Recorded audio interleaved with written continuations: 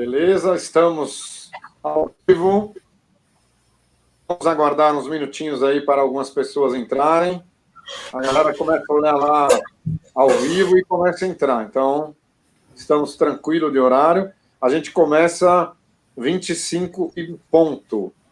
Mas já está ao vivo. Já, quem entrar aí no YouTube da vida, eu já vou mandar lá no Das Brás, que lá venham, humanos. E lá no pessoal também, no grupo do professor Gilberto aí também. Professor Gilberto? Venham, humanos, live rolando.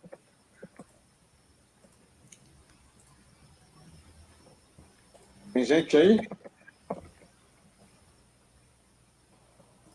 Beleza.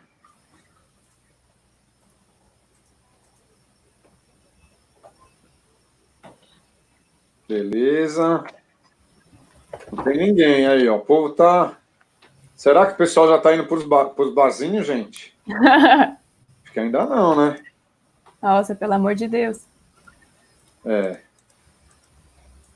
Não, mas logo começa, viu? Ó, mandei no curso. Vou mandar pro Universidade Federal do Piauí. Palestrantes.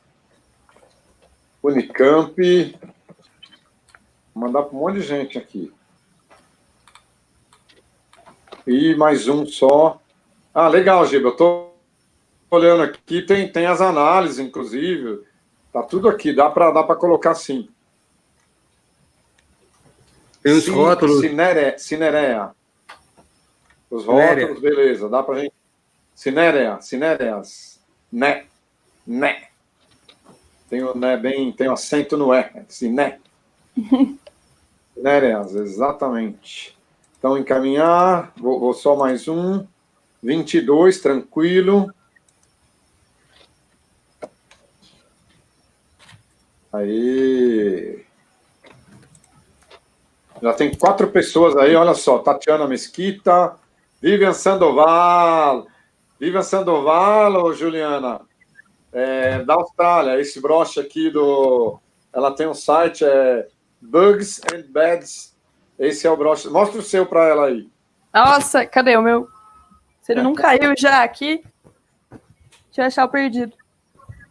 Vivian, o dela a professora trouxe de Amsterdã, da Holanda. E o meu voou embora. Quando eu achar, eu mostro. Mas me passa a página dela depois. Caio Alexandre, aí, ó, Souza da Cruz, olha aí, tá aí. Depois eu passo aí. Ah, Vivian, passa aí, põe pra gente aí que eu já coloco na tela aí. Faltam 2 minutinhos. Estou pronta para ouvir vocês. A Vivian, ela é poliglota, mano. Ela é colombiana, então ela fala espanhol. A família dela toda colombiana. Ela fala português, casou com um brasileiro e fala inglês, né? Tá na Austrália. Ai, que incrível! Caramba! Olha aí, ó. Olha, um abração para Dona Maria, Abud aí. Já convida ela para vir para a bancada sustentável. Vamos fazer história aí. O Giba foi pegar lá mais um lanche, ó, mas beleza. E vamos começar. A gente só está esperando entrarem mais algumas pessoas aí, gente, e vamos começar. E a sua mãe? Ah, tá, deixa eu perguntar, enquanto ela está aí, eu vou falar das baratas com ela, né, o que ela acha também, né, deixa para ela responder aí. Ixi, vamos ver o que ela acha. Ela me mandou uma foto segurando um SBP, aí eu falei, não faz isso. Vamos, Giba, vamos começar. 24. Espera aí, gente, que o Giba está chegando. Convida e vai mandando o link para todo mundo aí. Ó, na verdade, eu estou vendo só 1, 2, 3, 4 pessoas que escreveu. Ah, tá. Aqui, ó, a Vivian, eu coloquei aí, ó. Show, já vou anotar aqui.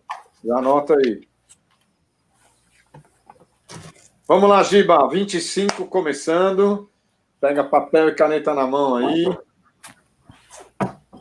Juliana, nós vamos fazer o seguinte, né? Por etiqueta, as mulheres começam. Então, eu vou começar por você, depois o Giba se apresenta, eu me apresento e a gente vai dando sequência, né, na live. Então, fala pra gente, então, sabe-se que as baratas são o terror de muitas pessoas, né? Então, fala um pouco sobre essa questão da sua formação e como as baratas entraram na sua vida, Ju. Pelo amor de Deus. Realmente, né? É bem contra-intuitivo. Eu nunca pensei que estaria trabalhando com barata e ainda mais gostando tanto. Olha Mas, bom, eu sou a Juliana, né, a Budi. Eu sou estudante de biologia na Universidade Federal de São Paulo, aqui no campus Diadema. E quando eu entrei na universidade, eu sempre gostei muito de inseto, gostei muito de animal. E lá dentro tinha um programa PET, que é um programa de educação tutorial, e ele trabalhava com a criação de invertebrados. Então, lá tinha a criação de vários insetos, inclusive as baratas. E aí eu acabei aprendendo a criar elas, a pegar um amor, um apreço, e agora eu sou maníaca por barata. Então foi assim que elas entraram na minha vida. Que legal. O Gilberto, embora a gente conheça de outras lives, faz uma apresentação aí, Giba, e fala um pouco também você. Não sei quanto tempo as baratas entraram na sua vida, conta pra gente aí que depois eu vou contar da minha história também com as baratas. Manda aí, Giba. Bom, meu nome é Gilberto Schickler, eu sou zootecnista, sou formado pela Universidade Federal de Lavras e trabalho com criação animal desde o ano 2000. Eu fazia projetos para criadores comerciais que buscavam registro no IBAMA, né? E comecei a produzir alimentos vivos para esses criadores comerciais e para o meu criatório também. Eu tinha um criatório de pássaros, então eu comecei a trabalhar com alimentos vivos por causa disso. E os alimentos vivos que eu elegi foram o grilo, o tenebro comum, o tenebro gigante e a barata cinérea. Okay. Então eu comecei a trabalhar com criação em quantidade cada vez maior desses insetos, atender criadores. E de barata eu lembro que na minha época quem era bem famosa era a Márcia Barata. Ela vendia diversas espécies, mas o pessoal não gostava muito de criar. Eu tinha um outro criador, o André da Répteis Brasil, não gostava, então eu fiz um negócio meio a revelia do costume e comecei a produzir em quantidade na Alfoeta cinérea. Que legal. A Márcia Barata, inclusive, Juliana, ela tem um Toyota, e o Toyota é meio que em formato de barata, ela estilizou ele e tudo. Meu Deus! Ela é de Itatiba, eu até falo com ela de vez em quando, mas ela deu uma, vamos supor assim, uma acalmada, ela não continuou muito nessa nossa linha, né, de trabalho. De vez em quando eu converso com ela, mas nós seguimos em frente e ela deu uma parada. Mas vale a pena, Gilberto, falar com ela novamente. Você me trouxe boas lembranças dela, ela saía por aí. E outra, Juliana, ela criava na casa dela. Então, você imagina também, né, uma mulher e ela pegou um quarto lá e ela era o quarto das baratas. Então, eu não sei se o Gilberto chegou a conhecer ela pessoalmente lá. Pessoalmente não, só por e-mail. Nossa, eu adorei. Não, ela é bem diferente, né? Bom, por e-mail ela aparecia em muitos programas de TV também, né? Sim. Bom, ela foi até, se não me engano, Ratinho, Datena, um monte de gente, sim. É uma coisa diferente, né? Bom, eu sou o professor Casé Oliveira, eu sou biogastrólogo, né? Eu tenho formação em biologia e gastronomia e pós-graduação em gastronomia e cozinha autoral. Então, as baratas entraram na minha vida há muito tempo. Eu vou contar uma particularidade aqui, vocês vão dar muita risada, porque eu me alimento de insetos desde criança. E, então, basicamente, o que a gente comia, que era mais comum na minha região de Minas, era a tanajura, que é normal, é tranquilo, O grilo, ou o gafanhoto, às vezes era mais grilo, mas tinha alguns gafanhotos, a gente tinha medo dos gafanhotos porque tinha uns coloridos, uns grandes, e o gafanhoto também, ele pula muito, voa, era mais complicado. E as baratas, por incrível que pareça, Giba, sabe o que eu comia das baratas? As zootecas, quando eu era pequenininho. É verdade. Eu pegava aquilo ali, parecia um feijãozinho, e eu tomava muita bronca, mas eu gostava de comer aquilo ali. Era incrível, né? Quando eu era pequenininho. Mas não era um costume da localidade. Era o caviar que você comia. Exatamente, né? O caviar dos insetos. Então, é bacana isso aí. Tua mãe está falando aí, ó. Sei bem o que é isso, acho um barato. Eu acho que você deve estar com algumas baratas aí, hein, Gil? Eu comia tatu quando era pequenininha. Tatuzinho de jardim. Tá bom que não é um inseto, mas, nossa, eu não cheguei na oteca, você é muito fino. Tá vendo? Olha aí que legal. Bom, vamos lá. Fala pra gente, Gil, qual a importância das baratas para o meio ambiente e a comunidade de vida animal? Olha, por mais que muita gente possa pensar assim, que quer matar a barata, explodir elas numa explosão radioativa, elas são muito importantes, né?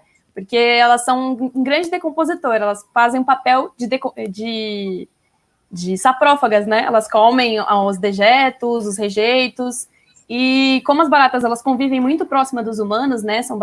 São insetos considerados sinantrópicos, elas são responsáveis pela decomposição da maioria do lixo que a gente produz, principalmente o lixo orgânico.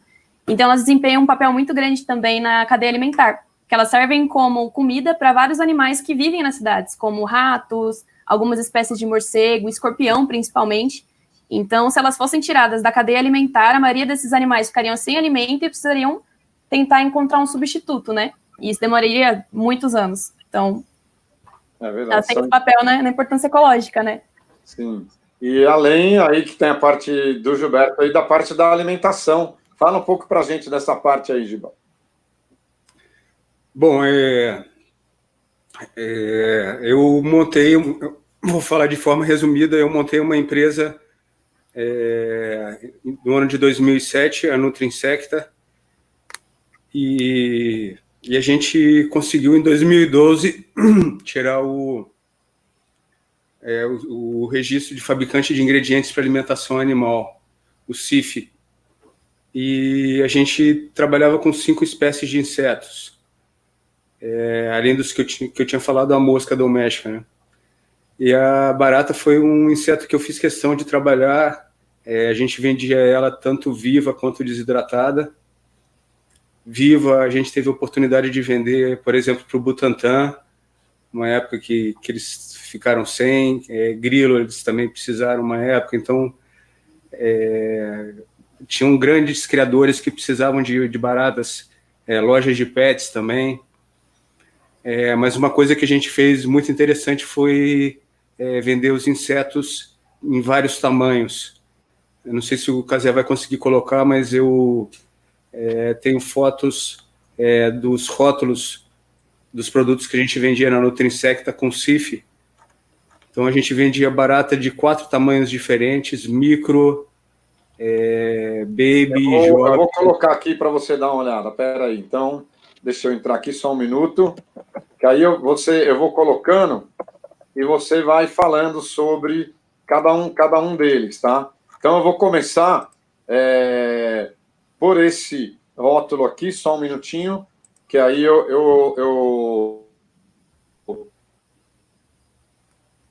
só um minuto, isso, eu vou fazer uma guia, pronto.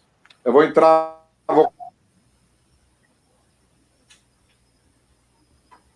Bom, adiantando, o que a gente vendia era um inseto puro, ou vivo ou desidratado, no tamanho adequado a cada espécie animal. Vocês estão me ouvindo? Oi, vocês estão me ouvindo? Agora sim.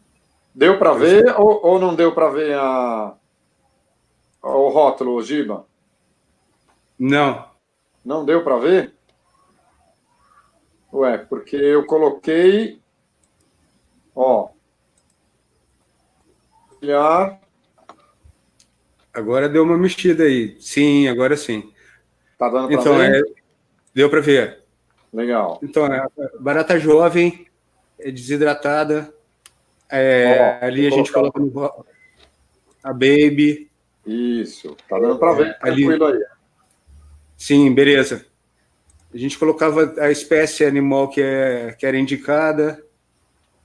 Bacana aqui, né? Tem as espécies aqui embaixo, aqui, bem bacana. Isso aí é interessante. Aí tem o CIF, né? Eu acho, ó.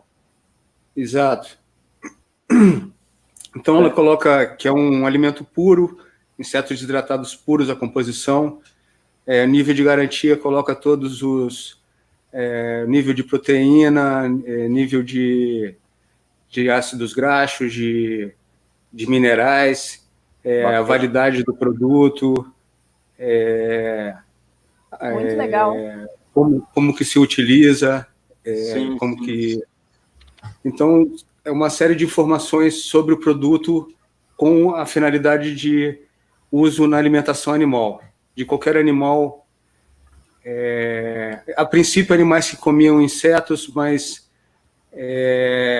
com o tempo a gente foi vendo que inseto desidratado pode ser colocado na dieta de outras espécies que não têm hábito de comer também inseto, e isso vai enriquecer de alguma forma a dieta.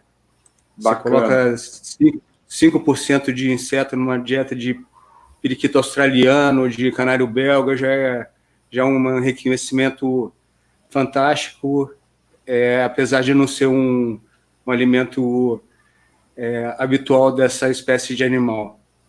Eu quero aproveitar e fazer até uma pergunta aí que serve para ambos aí. Por exemplo, vamos supor que eu tenha um gecko leopardo, por exemplo, né? Ou qualquer gecko.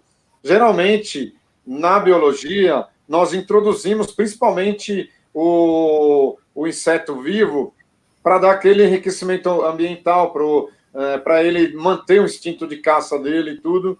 Porém, eu estava vendo em algumas literaturas que se você, por exemplo, der o inseto desidratado e o gecko, por exemplo, dentro de um terrário, tiver cascalho, alguma coisa, ele assimilar e não tiver uma fonte de água, por exemplo, ideal para ele, ele pode ter problema de digestão. Vocês têm algum conhecimento sobre isso? Ou se não tiver a desidratado, o Giba pode falar melhor, pode ministrar tranquilamente que não há problemas. Giba? Desidratado. Bom, desidratado é o seguinte, é essencial sempre que o animal tenha água de boa qualidade à disposição. Então, quando ele está comendo um inseto seco, que foi retirado totalmente a água, ele vai precisar de mais água ainda.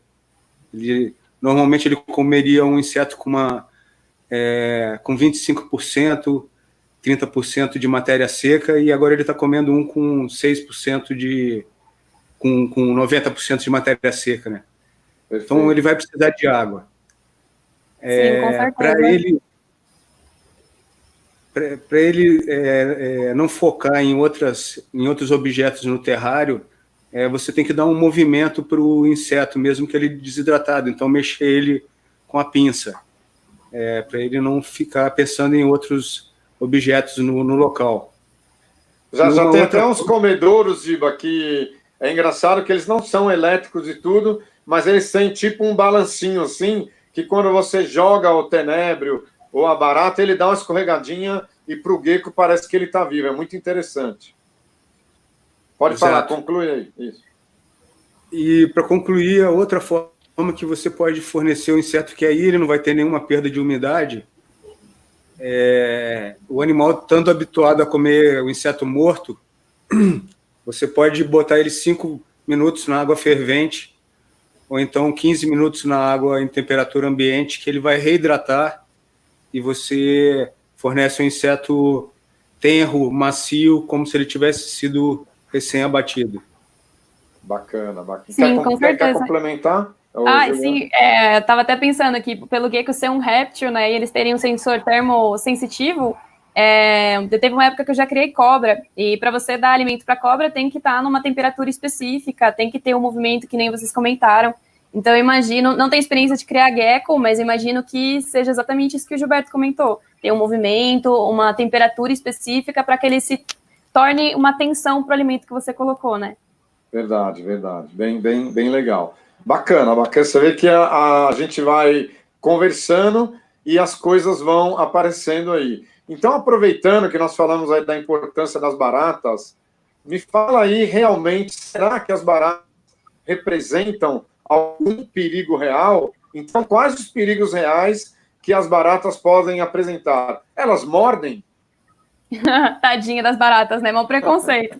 Mas, olha, os únicos perigos reais que uma barata pode apresentar são as baratas que vivem nas cidades, né? Porque por elas viverem nos esgotos, nos lixos, elas podem transmitir doença.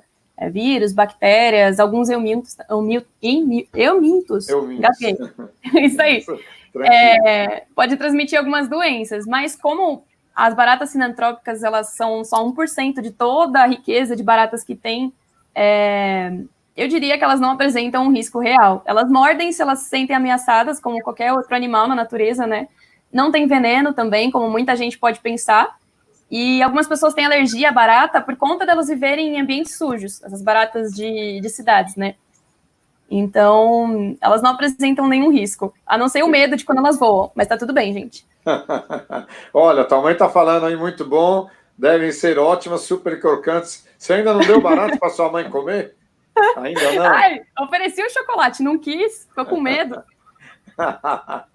É assim mesmo. Vai, Giba, complementa aí, então. Algum risco real que se as baratas têm, na sua opinião, por favor? Eu acho que a gente escolhe qual ponto de vista que a gente quer analisar do inseto. Se a gente quer olhar o risco ou o potencial dele.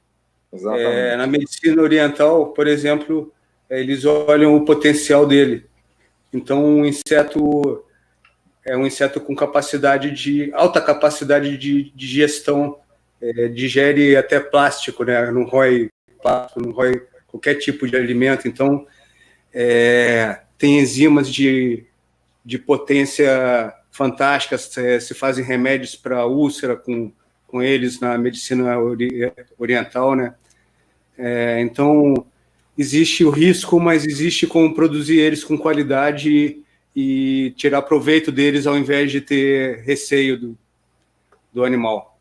Que bacana. Olha aí, o João Santos está aí, e o João Santos, a Agrim Biofábrica aí, ele tem feito um trabalho nessa questão farmacêutica, de extrair componentes, muito bacana, e foi bem o que o Gilberto falou. Por exemplo, tanto no Japão, quando a gente fala oriental, às vezes muita gente lembra direto China, né? Mas Coreia e Japão, existem algumas cidades, o Giba deve ter vários vídeos, deve ter vários vídeos aí de tratamento de resíduos de restaurante, principalmente com baratas.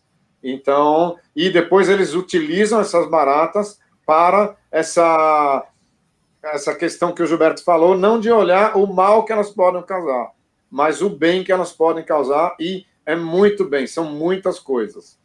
Bom, vamos lá. Eu gostaria de aproveitar, então, já ir para a próxima pergunta. Juliana, quais as espécies que você cria ou já criou de baratas? Então, no PET, que nem eu tinha comentado, dentro da universidade, era um ambiente que a gente criava vários tipos de inseto. Então, a gente já criou louva-a-Deus, já criamos bicho-pau, tenébrio também, que nem o Gilberto comentou. Mas de barata, realmente, a gente só criou a Eublábero gigante, que é uma barata de caverna sul-americana, né? Também ela é presente em alguns países da linha do Equador. E são super dóceis, super tranquilas de criar também. Foram as únicas. Que legal.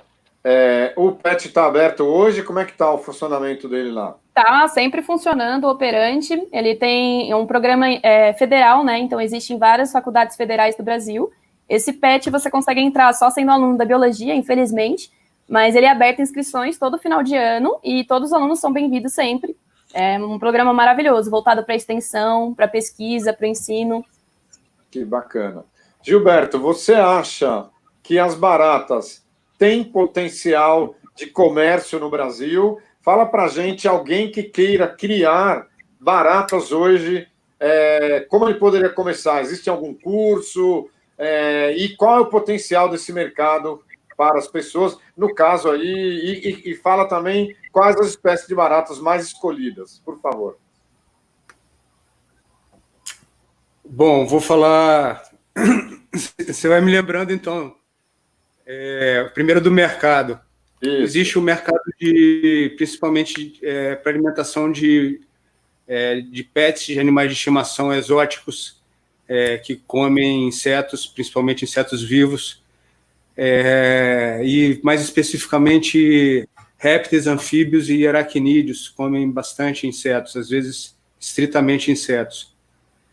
Existe o mercado, se você olhar hoje, é um mercado que o Brasil não participa ainda, mas se você olhar hoje no site Alibaba, você vai ver o preço de barata desidratada, $25 o quilo.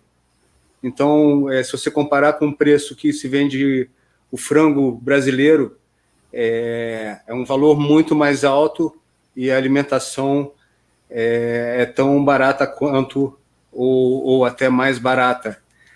Mas é um alimento que eu acredito no Brasil ser um fornecedor mundial em breve, apesar de não existir essa cultura aqui.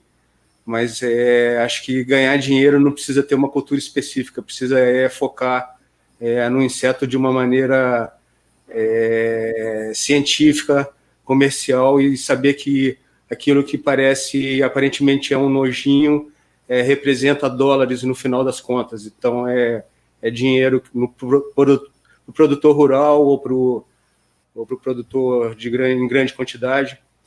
Então eu acredito no mercado. Quais foram as outras perguntas, Cazé? Não, você já acabou respondendo todas, porque o mercado, realmente, se você acredita ou não, você respondeu. E você acha que se tiver, por exemplo, um aumento expressivo de criadores, ainda há mercado, todos se acomodam, tem bastante, por exemplo, esse mercado de pet que sempre está crescendo em empresas grandes de pet no Brasil, é um bom mercado, não é? É um bom mercado. Eu vou até complementar com o que você tinha me perguntado sobre curso. Na verdade, eu sempre, durante todos esses anos, eu tenho buscado não criar só uma espécie de inseto. Eu sempre imaginei um animal na natureza, ele tem a capacidade de comer um besourinho, mas também uma lagarta, uma barata, um gafanhoto. Então, ele tem uma alimentação variada. Então, eu sempre criei pelo menos umas 4 ou 5 espécies de insetos. Então, eu ensino, através de um curso, chama Curso Criação e Consumo de Insetos Comestíveis. Qual que é o site? O site é minirebanhos.com.br/cursos. Muito bacana, já vou dar uma olhada. Já estou colocando na tela aqui. Bacana, bacana. É interessante porque quem se interessa pelo assunto, dá uma olhada aí se ficou certo aí, ó. Mini Rebanhos. Opa, não é barra curso, né? Eu coloquei barra as braças aí, ó. Eu vou tirar, peraí, e www.rebanhos. Enquanto eu vou escrevendo aqui, Juliana, me fala uma coisa, você testou, né? Você criou essas baratas. Então, a primeira pergunta é por quê? Qual é o objetivo da universidade criar baratas? Ou essa barata específica? E segundo, se você testou diferentes dietas, né? Se você pode dar alguma dica sobre dieta pastosa, líquida. E aí, depois, para finalizar, então por que criou barata? Qual é o tipo de dieta? E, para finalizar, qual a temperatura ideal que você descobriu e umidade, de repente, para que elas sobrevivam na boa? Show, você vai me lembrando, minha memória é meio ruim. Mas as baratas, essas eulabers gestantes, né, elas foram doadas pela Unesp. A minha professora orientadora, que é a Fabiana Casarim, eu ainda estou escrevendo TCC, né? E ela estudou nessa universidade e eles doaram as baratas para ela para fins de pesquisa, né? Legal. E a gente desenvolveu um novo método de criação, na verdade, porque em literatura é muito escasso, até o Caio perguntou quais eram as dificuldades e tudo mais. Para mim, o que eu vejo pessoalmente é a dificuldade de encontrar informações sobre certos táxons, sobre certos gêneros de baratas. E o método de criação delas não era nem um pouco voltado para o enriquecimento ambiental dela, era muito mais voltado para a criação em massa e tudo mais. E a gente percebeu que, como elas são baratas de caverna, criando elas em baldes, deixando um ambiente escuro, com alimentação adequada, elas conseguiram se reproduzir muito bem. Bacana. Então, os fins da criação de barata era principalmente para pesquisa e para extensão. Então, a gente fazia muito evento de extensão aqui na Praça da Moça, em Diadema, que é uma praça conhecida, em shoppings, em escolas, em ONGs, falando muito justamente para pessoas desse preconceito, né, que as pessoas têm com barata pelo nojo, que nem o Gilberto comentou. Ficam com um nojinho e tudo mais, e acabam não vendo todo esse espectro que tem da criação de inseto, dos prós, principalmente para a humanidade, para as pessoas, para a sociedade e para o caráter ecológico, né? Legal. E quanto à alimentação, que você perguntou, a gente, na verdade, dava uma dieta sólida para elas. A gente testou com diferentes tipos de vegetais, a gente deu batata, cenoura, chuchu, abobrinha, e para suplementar a parte proteica, a gente dava ração de cachorro. E elas conseguiram se virar muito bem, na verdade, elas gostavam. Geravam uma boa quantidade de umidade para o meio do ninho, né, que precisava para não dar a água, né, porque elas não bebiam água, era perigoso. E dessas dietas sólidas, no caso das verduras aí, ou legumes, vocês cortavam eles em cubinhos e ela, com o próprio aparelho, né, o bucal dela, ela fazia, assim, ela mesmo triturava. Exatamente. Não tiveram problema nenhum com isso. A gente não teve problema com isso, na verdade, o único problema que a gente enfrentou era do tamanho dos cortes que a gente fazia dos alimentos, porque como elas são baratas que são gregárias, elas vivem todas juntas. Então, o que acabava acontecendo era uma pegava o bloco de comida, comia e não sobrava para o restante, acabava tendo um desbalanço da dieta. A gente testou alimento pastoso, acabou que não deu muito certo, porque por elas serem baratas que se enterram, né, de caverna, elas não se deram muito bem com esse tipo de alimento nesse tipo de criação que a gente fez de balde, mas em caixa já deu bastante certo. Legal. A gente deu uma adaptada. Eu queria fazer um complemento que você fez, né, aquela doação que eu tenho, e eu crio elas num ambiente totalmente diferente do que você cria, em caixas de plástico, com caixas de ovos lá dentro, e eu dou essa dieta sólida, já testei pastosa também, e farelo de trigo grosso, e com ótimos resultados, assim, está muito bacana, elas estão se reproduzindo, e então, assim, tem tido bastante resultado. Bom, vamos lá. Tem uma pergunta aqui. Oi, diga, Gil. Eu queria fazer uma complementação eu lembrei da alimentação? De duas coisas. Eu tenho um site, eu tenho um canal no YouTube que chama Insetos Online. Ok. E eu recebo lá muitos comentários de pessoas falando: isso é um animal que não devia existir, mosca e barata principalmente. Deus não devia ter feito esse inseto.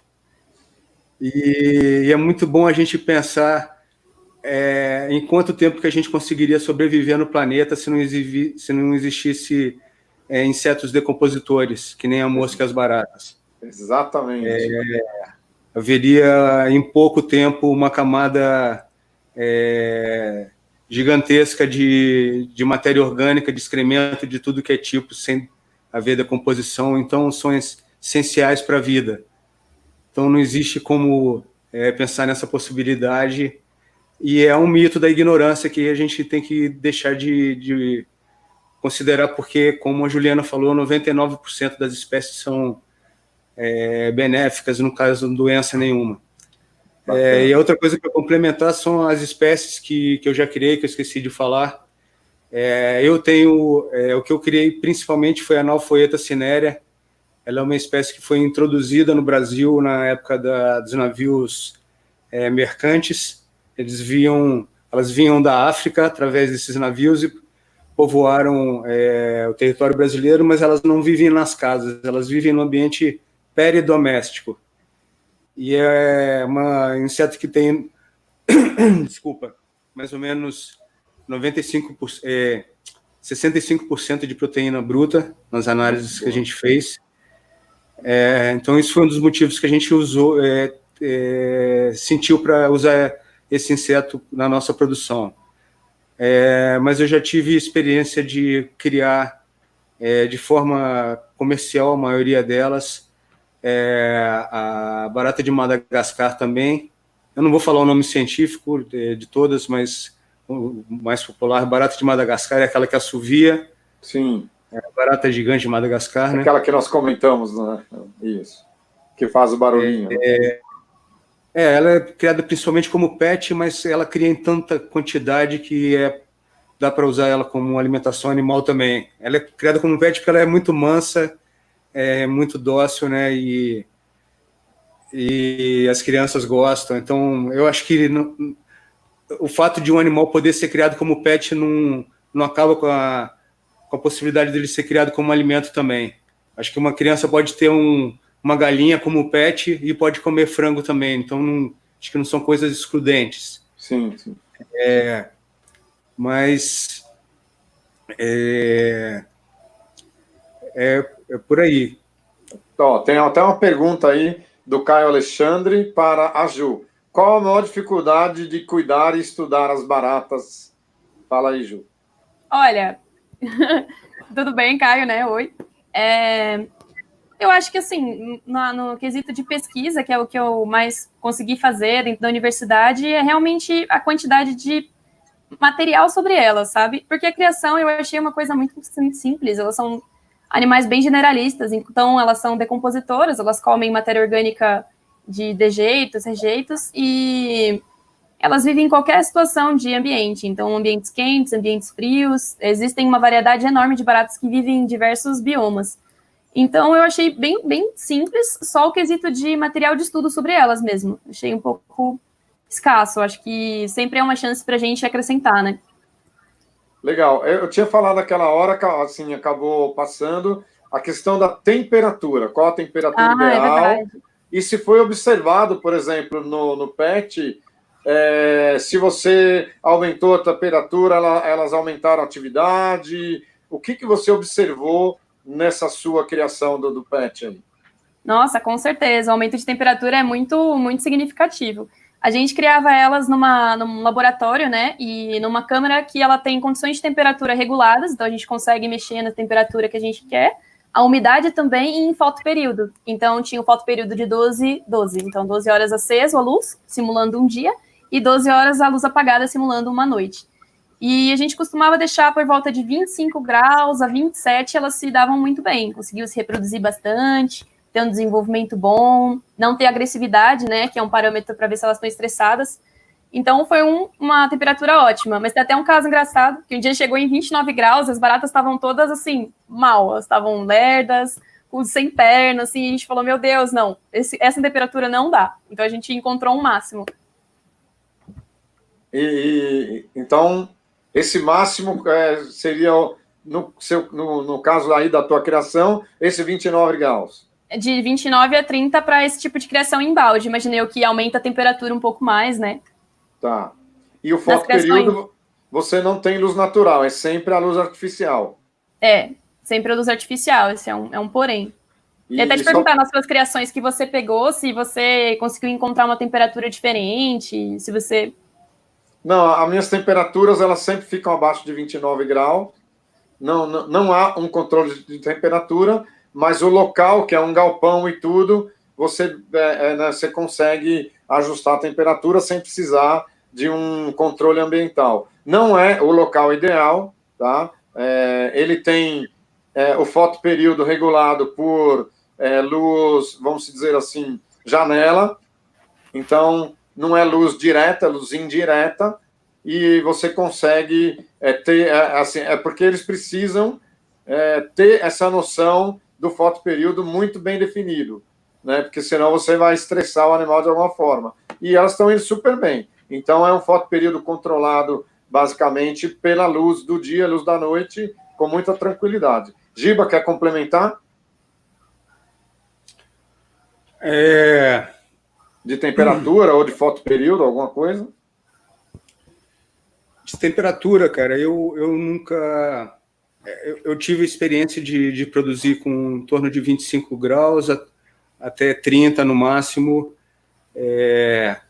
mas a gente trabalhava muito com a temperatura que o animal produz. Então, mexendo na densidade da colônia, mesmo em temperaturas mais frias, você consegue que elas tenham um desenvolvimento bom, porque elas geram o próprio calor. Você sente, né, quando você cria, né, em um ambiente controlado, só de pegar, né, se você criava lá, eu acho que em baldes de plástico, você sente, né, realmente você tem essa sensação térmica nas mãos. É no tato. Exato. Então, eu considerava muito isso, a densidade também, além do fator de temperatura ambiente. Com relação a fotoperíodo, o que eu utilizei lá na Nutrinsecta especificamente, a gente utilizava túneis de plástico que eram com plástico preto pelo lado interno e branco do lado externo. Preto do lado interno, eles faziam que o dia fosse um ambiente de penumbra e a noite fosse um ambiente totalmente escuro. Então a gente não variava nunca com uma luz forte. Era a diferença entre a ausência total de luz e a penumbra do túnel escuro durante o dia. Então esse que era o fotoperíodo. Bacana. Bom, vamos lá. Eu gostaria, Juliana, que você falasse para a gente o que você acha se houvesse, assim, na verdade, se a criação, é uma pergunta até do Ginaldo. Ginaldo Menezes é um criador lá de Recife, Pernambuco. Ele é um grande criador, aliás. Ele cria em galpão também, não tem controle ambiental, como um laboratório PET, mas ele quer saber se a criação da periplaneta americana é viável no Brasil, e eu faço a pergunta já para os dois. O que vocês acham? Olha, respondendo a pergunta, até um projeto que eu gostaria muito de estudar mais, com mais afinco, que eu acho muito interessante, é a compostagem usando baratas, né? Na China, eles já fazem muito disso, eles usam a periplaneta mesmo pelo fato delas viverem em torno de cidades, né? E terem uma reprodução constante e em grande escala. Eles usam as baratas periplaneta americana para compostagem. Então, eles usam os rejeitos de restaurantes, de lanchonetes e colocam para elas poderem se alimentar. E ainda assim, o que elas produzem como produto dessa decomposição é uma matéria rica em nutrientes que pode ser reutilizada para colocar em terra, por exemplo, servir de adubo depois. Então, eu acredito que isso no Brasil seria uma ótima alternativa para poder reutilizar o rejeito de lixos orgânicos, principalmente, né? Mas acho que o Gilberto pode complementar ainda melhor. Sim, já faço aqui o convite para você integrar a bancada sustentável e vamos levar isso como política pública aí para cidades aí, Diadema, São Paulo, vamos trabalhar com ela. Fala aí, Giba.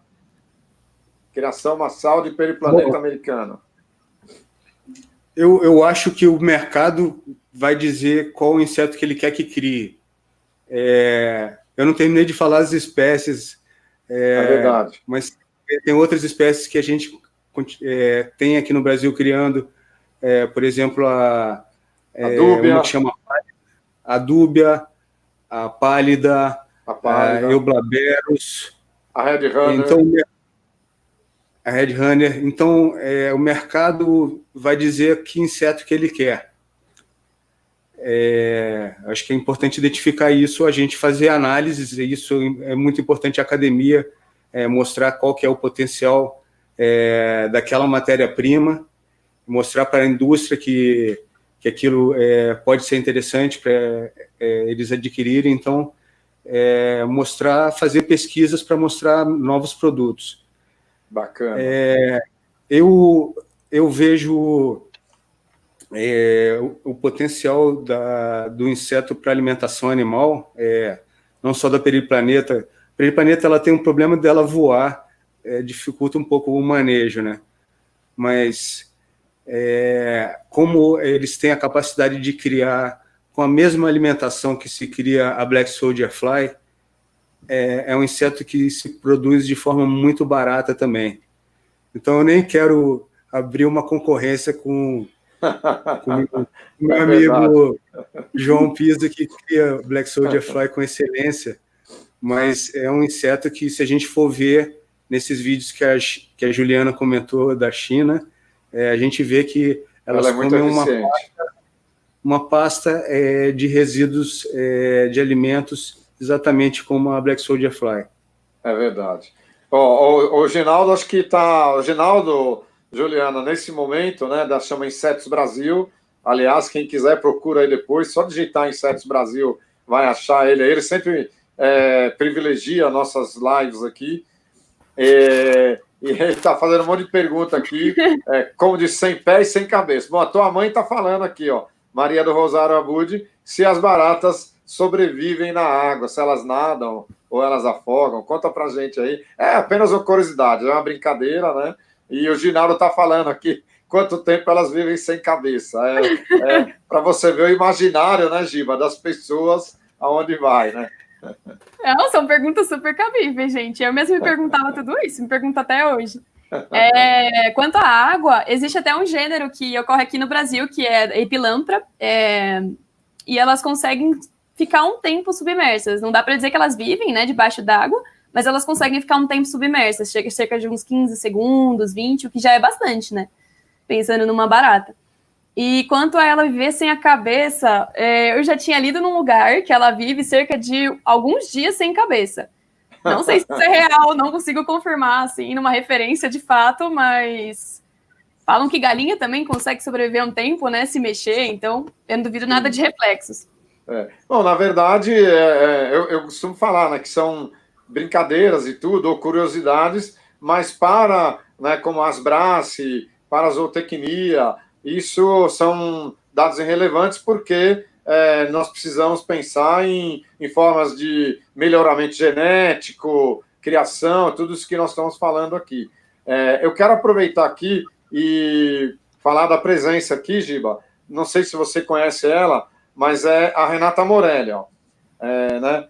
Perdi um monte de coisa legal pelo que estou vendo pelo chat, mas deu tempo de chegar, mesmo que final muito interessante. Obrigado, gente. A gente estava falando aqui sobre a compostagem. A Renata Morelli também não é barata nesse caso, mas ela queria também a BSF, ela fez um trabalho legal também, viu, Giba? Eu gostaria de aproveitar para o Giba uma coisa importante que muito preocupa, e nessas questões também de biofábricas, como nós estamos falando aí, de você chegar para o poder público e falar, olha, eu quero colocar a barata como a gente chama de acelerador de compostagem. A gente pode, né, você vai reduzir o volume do resíduo. Então, uma grande preocupação é barreira de fuga. Então, Giba, fala para a gente quais são as principais barreiras de fuga e, na Juliana, depois, se no PET vocês usaram alguma barreira de fuga. Manda, Giba. Cara, a gente vê vídeos do pessoal criando na China numa casa. Pegam uma casa e utilizam quartos grandes, imensos para criar. Mas eu não vejo isso acontecer no Brasil. Eu acredito que vão ter que ser recintos delimitados, coisas mais fechadas para haver uma liberação de criação por parte do MAPA, que é o órgão fiscalizador, né? Sim. Então, é possível criar em bombonas, como você pode ver lá na Nutrinsect, a gente fazia em bombonas de 200 litros. Era uma pequena escala para mim, né? Para a maioria das pessoas, uma grande escala, mas aquelas bombonas de 200 litros a gente conseguia colocar 12 quilos de baratas vivas. No caso, essas baratas que vocês criavam, que é a cinérea, ela escalava, é isso? Isso.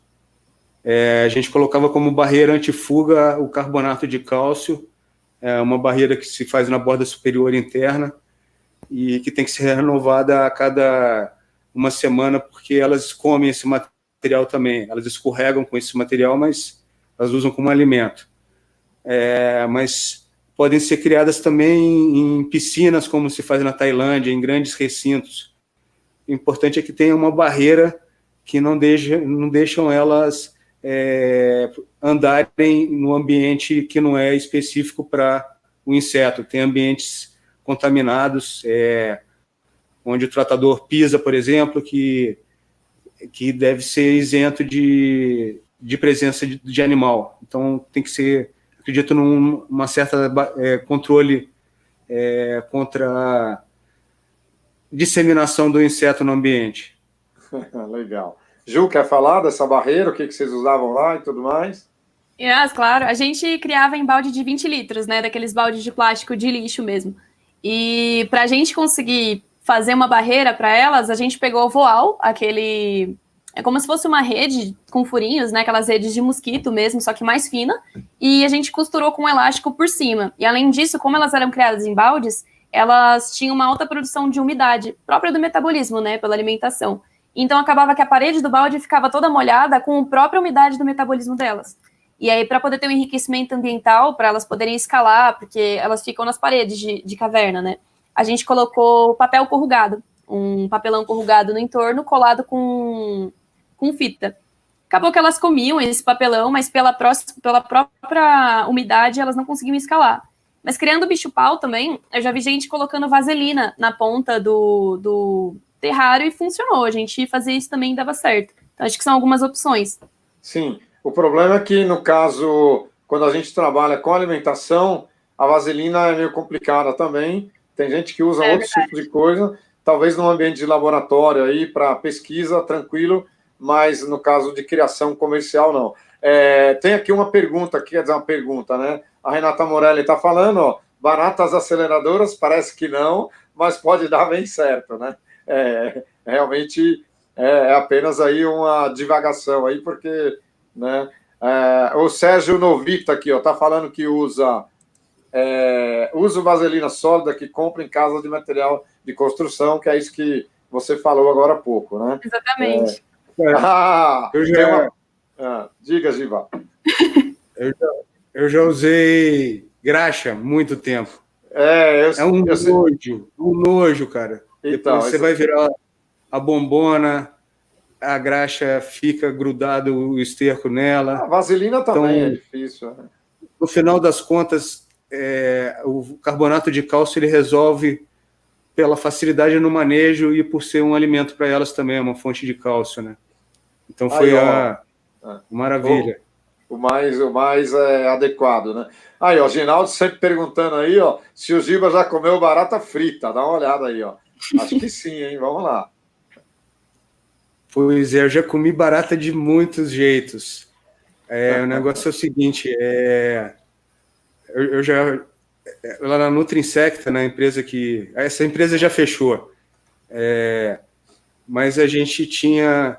A empresa era especializada em alimentação animal, mas eu era o garoto propaganda e falava que o inseto era tão bom, de tão boa qualidade, que eu poderia comer. Então a gente começou a participar de diversas reportagens, de diversas atrações, onde um dos pratos principais era a barata frita, o canapé de barata, o patê, de diversas formas. Então eu já comi barata E ela é simplesmente desidratada, ela, o sabor natural dela, da matéria-prima dela desidratada, matéria natural. Então esse era o sabor principal, que é o que dos animais comiam, né? Mas a gente tinha que ir para fazer gracinha, fazer popularidade na TV, fazer pratos também exóticos, gourmets. Olha, gente, a gente ficaria aqui muito tempo falando sobre isso, mas nós estamos no finalzinho. Eu tenho mais duas perguntas aqui. Na verdade, não são duas perguntas. O Caio Alexandre perguntou: as baratas se reproduzem com muita frequência? Aí o João Campos está até falando aqui, ó, Cinerea é muito eficiente. Aliás, não comece a criar, se você não tem uma destinação, são vorazes. Então, as baratas se reproduzem com muita frequência, Giba e Ju? Nossa, com certeza. É até um problema, às vezes, você conter a criação, porque elas começam a se reproduzir infinitamente. Porque se você pensa no conceito de um animal, o único objetivo dele na vida é se reproduzir, né? Então, realmente, se você não tem um destino, um objetivo para usar esses animais, é complicado. Você vai criando, crescendo, daqui a pouco você tem muitas baratas. Tinha um cara numa cidade aí de Minas, Giba, que ele me ligou, cara, eu tô com 600 baratas de Madagascar aqui, eu não sei o que fazer. Deu um maior trabalhão para conseguir, mas deu certo. Depois a gente conseguiu destinar as baratas para ele. Quer falar alguma coisa, Giba? Quer complementar? A barata de Madagascar é muito interessante, cara. As pessoas associam ela com queijo, ela desidratada, com sabor de queijo roquefort. Olha só, é verdade. Então, principalmente mulheres sempre comentam essa associação. Mas a gente tem que encontrar uma destinação para qualquer tipo de espécie. Me fala de novo qualquer pergunta, Cassiano. Não, na verdade, que a gente só estava comentando dessa questão de procriação, né? Se elas procriam com facilidade. Beleza. Procriação da cinérea é o seguinte, ela entra na maturidade sexual aos 4 meses, né? Com temperatura tudo dentro dos padrões normais. Aos 4 meses, e daí começa a ter uma oteca, uma ninhada a cada 40 dias, e tem de 35 a 40 filhotes. Então, isso durante todo o período de primavera e verão, principalmente, se não houver temperatura ambiental controlada no criadouro no inverno e outono.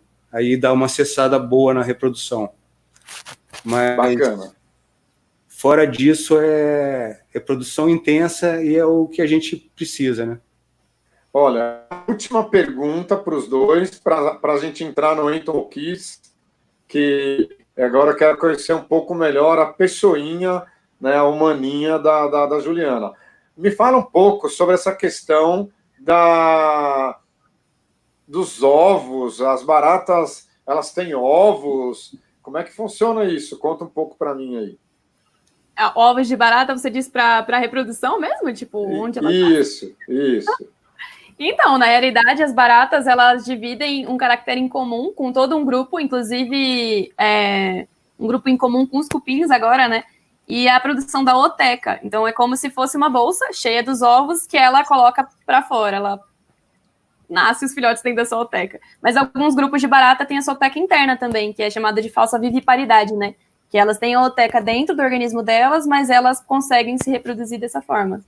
Então, vamos dizer assim que pode-se falar que a barata de Madagascar, por exemplo, ela literalmente dá à luz, é isso? Dá para dizer de uma maneira geral, mas é bem variado, né? Vários grupos dentro de barata têm estilos diferentes de nascimento. Sim. Quer falar um pouco sobre isso, Giba? Sobre as otecas, tranquilo? Legal. Não, era mais uma brincadeira, né? Porque não sei se vocês já viram, né? Até tem filminhos aí no YouTube da barata de Madagascar quando nascem os filhotinhos. É muito interessante também, porque como você falou, a oteca dela é interna. Então é muito bacana. Bom, vamos lá. Então agora, bate-bola, jogo rápido. Fala pra gente. Né, nós vamos entrar agora no Inseto Kiss. Esse nome, Inseto Kiss, das meninas lá do Mundo dos Insetos, que é um perfil no Instagram também muito legal. Depois vocês olhem lá. Fala pra gente uma música, lembrando que você vai ter que cantar pra gente essa música. Hein? O quê? Já pegava meu violão, já. Uma música... Deixa eu ver, tem uma música que ela é engraçada, é de um cantor que não é muito conhecido, que chama João Guarizo, na vida anterior. E aí ele fala que ele teve várias vidas e uma delas foi um louva-a-Deus. É muito bom, gente, escutem.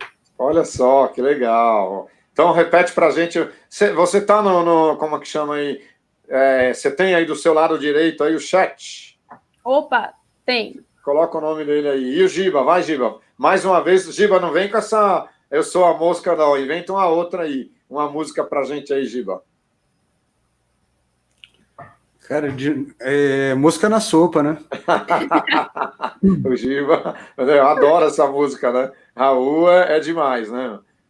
Vamos lá. Então fala pra gente, aproveitando, Juliana, um filme. Um filme. Olha, eu sou fã de super-herói, então, sei lá, Homem-Formiga. Homem-Formiga, adoro. Nossa, tem um Filmão. monte deles, né? Giba, um filme. Cara, eu sou fascinado com os filmes daquele, acho que ele é biólogo, não sei, chama David Altenburg. Sem dúvida, espetacular. São os filmes que eu gosto, quando eu posso escolher, eu gosto de ver. Então, Ju, fala pra gente, se você fosse um inseto, que inseto você seria? Nossa, mas tem tantos. Eu seria uma barata, né? Pela fama. Mas, gente, olha, eu admiro muitos, desculpa a palavra, mas os rola-bosta, gente, eles são incríveis. Olha o ambiente que eles vivem, sabe? São animais maravilhosos. Realmente são incríveis, legal. E você, Giba? Se você fosse um inseto? Cara, eu sou fascinado pelo louva-a-Deus. Louva-a-Deus, né? O problema é que o macho morre com a fêmea comendo a cabeça dele no final, né? Da copa. É a vida dele. Legal, né? Interessante. Olha lá, Coleóptera. Tem a Tati aí falando, olha aí, ó. Tati Espínola. Coleópteras, legal. Bom, vamos lá. Fala pra gente um herói. Eu já falei, né? Você falou do filme, mas um herói. Putz. Tem vários aí de insetos aí também, tá, né? Homem-Aranha. Não, Homem-Aranha, desculpa, é aracnídeo, né? Não é inseto. Tá ali, a par. Mas tem Homem-Grilo, tem uns aí, né? Verdade, né? Eu gosto de grilo, que são simpáticos. Legal. Giba, um herói. Cara, eu te falei Já da outra prepara vez. uma frase aí, viu, Ju? Não, mas, Giba, cada live aí é outro herói, né? Pode até ser o mesmo, mas fala aí o que você falou da outra vez, tranquilo, sem problema nenhum. Da outra vez eu falei o Chaves, então dessa vez é o Chapolin Colorado. Olha aí o Sérgio falando, olha lá, Homem-Formiga. Olha eu dando gafe aqui na live falando do Homem-Aranha. Mas você sabe, Ju, que é uma... Tá até aqui, ó, vou mostrar para vocês, ó. Isso aqui é um pirulito que eu levo para vários lugares, quando eu vou fazer, porque muita gente confunde, né, os aracnídeos com insetos. Então, essa é muito comum, essa confusão. A Maria do Carmo está falando aqui, eu nunca vi esse aqui, ó. Tem homem-mosca? Homem-mosca eu não conhecia também, não. Eu também não conhecia. Bom, eu vou fazer o seguinte, para a gente terminar, gostaria que vocês fizessem as considerações finais. Então, fala um pouco aí, né, como você gostaria de agradecer as pessoas aí, tudo, e as suas considerações finais. E, claro, lembrando sobre a barata aí, né, sobre esse mundo aí. Olha, eu queria agradecer pelo convite, primeiramente, né, professor? Foi incrível. Nunca tinha participado, foi uma experiência muito legal. Agradecer por ter conhecido o Gilberto também. Poxa, uma profissão super incrível. Nem tinha noção de como era tão amplo. Agradecer a todo mundo que participou, a minha mãe que está aqui enchendo os comentários do lado. E eu acho que eu nem tinha noção que eu poderia trabalhar com um grupo tão diferente, que nem as baratas, e eu deixo um pensamento para as pessoas que assistiram a live que às vezes a gente não espera as coisas e que elas são maravilhosas que acontecem. Então estejam abertos para os insetos que aparecem para vocês, que eles são incríveis. Que legal. Olha aí, só tem elogio para a Juliana, uma maninha maravilhosa, Tatiana Mesquita. Olha só. Tem, né, um monte de elogios aí. Giba, faça suas considerações finais, por favor. Bom, eu queria fazer o convite para vocês para o meu curso. eu falei para vocês da Norfoita cinerea, mas a gente aprende lá que dá para se criar em torno de mais ou menos 10 espécies de uma forma semelhante à cinerea. Então, é um curso que ensina como criar, de uma forma geral, baratas de algumas espécies diferentes. Eu queria agradecer pela oportunidade. Casé, você é um excelente interlocutor, né? A gente tenta, né? A gente tenta, né?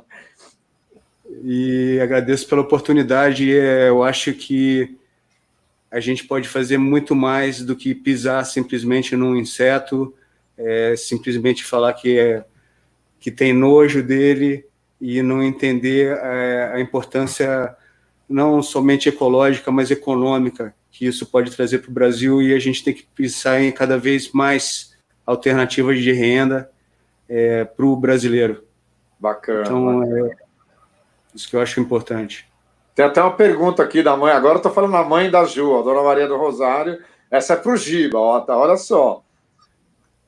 Bom, Giba, ela está perguntando aqui se você tem namorado a esposa mesmo comendo barata. O que a sua esposa acha disso, né? De você comer barata, depois, né, beijar ela e tudo, né? Que você conta pra gente aí, as reações da sua esposa inicialmente, quando você conheceu, conta pra gente, é a curiosidade aí mais no finalzinho da live. Bom, a minha esposa sabe que eu crio insetos desde que ela me conheceu, né? Então, ela já está acostumada não com os insetos, mas a saber que eu convivo com eles. Ela não me beija, obviamente, se eu tiver comido barata. Ela já comeu grilo. Eu tenho 2 filhos, um de 12 e um de 8 anos, o Max e o Dan. Comem esporadicamente inseto, mas também barata não é o preferido, eles preferem grilo. Então, falando honestamente, são insetos muito mais aceitáveis, o grilo e o tenebro e o gafanhoto, do que a barata para alimentação humana, não falando de alimentação animal, né? Que legal. Eu acho que a Ju, nem sei se ela também está namorando, mas é interessante que eu acredito que ela deva estar namorando com um biólogo, alguma coisa, então é tranquilo, mas quer falar, Ju? Se não, tranquilo. Não, a minha namorada está aqui, a Tatiana Mesquita, essa fofa. Então ela que falou aqui, que legal. Ela tá me dando uma super força, ela criava comigo os insetos no pet, na verdade, ela que me apresentou o programa, e ela era, assim, uma Miss Inverte, que a gente chamava, criava barata, criava grilo, criava tudo que ia pela frente. E aí a gente se encontrou lá e eu que me apaixonei pela criação de insetos por ela. Foi incrível. E ela é bióloga, tudo? Não? Tá se formando em biologia também. É minha veterana, na verdade. Que legal. Tem que ser, né? Tá vendo, meu? Que legal. Bom, eu quero agradecer, gente, cada um de vocês, você, né, por aceitar o convite também. O Giba é um monstro aí que eu vou confessar que, né, desde a primeira vez que eu conheci ele, Ju, ele sempre foi acessível, sempre, né, me tratou bem, com tudo que eu tinha de dúvida, sempre a gente se relacionou bem, então é um grande cara. Né?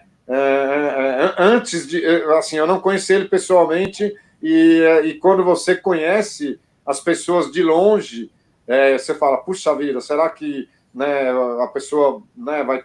Pô, o cara é o mestre aí, né, do assunto aí, primeiro CIF, primeiro, né, empresa de biofábrica no Brasil em escala, né, grande. Então, mas o Giba, sensacional. Eu só tenho a agradecer, Giba, a tua amizade e a sua disposição de sempre. Então, obrigado. E todos aí, né, tua mãe, a tua namorada, a galera toda, a Vivian Sandoval, lá do outro lado do mundo, Ginaldo, Sérgio Novita e toda a galera aí. Muito obrigado. Então, a gente vai se despedir agora.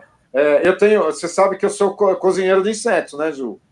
Com certeza, comi o chocolate, incrível. Então, e eu tenho aquela Bugs, que eu acho que se a gente...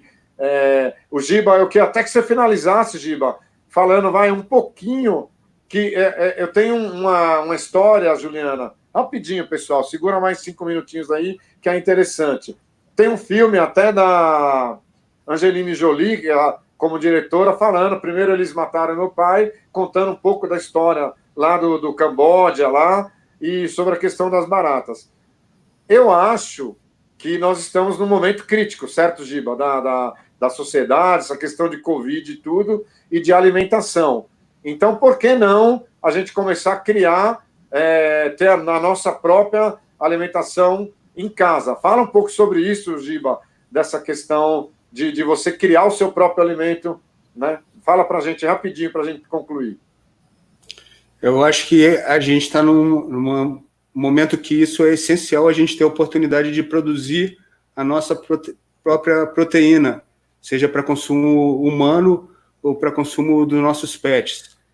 Então, eu acho que está num momento muito importante para isso, e existem várias espécies que vocês podem criar. Barata é uma delas, mas o gafanhoto é uma espécie que o brasileiro vai começar a aprender a criar também. Não existe hoje no Brasil criação, mas na China existem criações gigantescas. Então, a gente tem tudo para ser autossustentável na nossa proteína, criar a nossa proteína animal na nossa cozinha. Legal, legal. Então, muito obrigado e boa noite para vocês, tá? Valeu. Tchau, gente. Tchau, Natália, todo mundo aí, Caio, todo mundo aí, ó, que bacana. Tchau, tchau. Boa noite. Boa noite. Boa noite. Tchau, tchau, pessoal.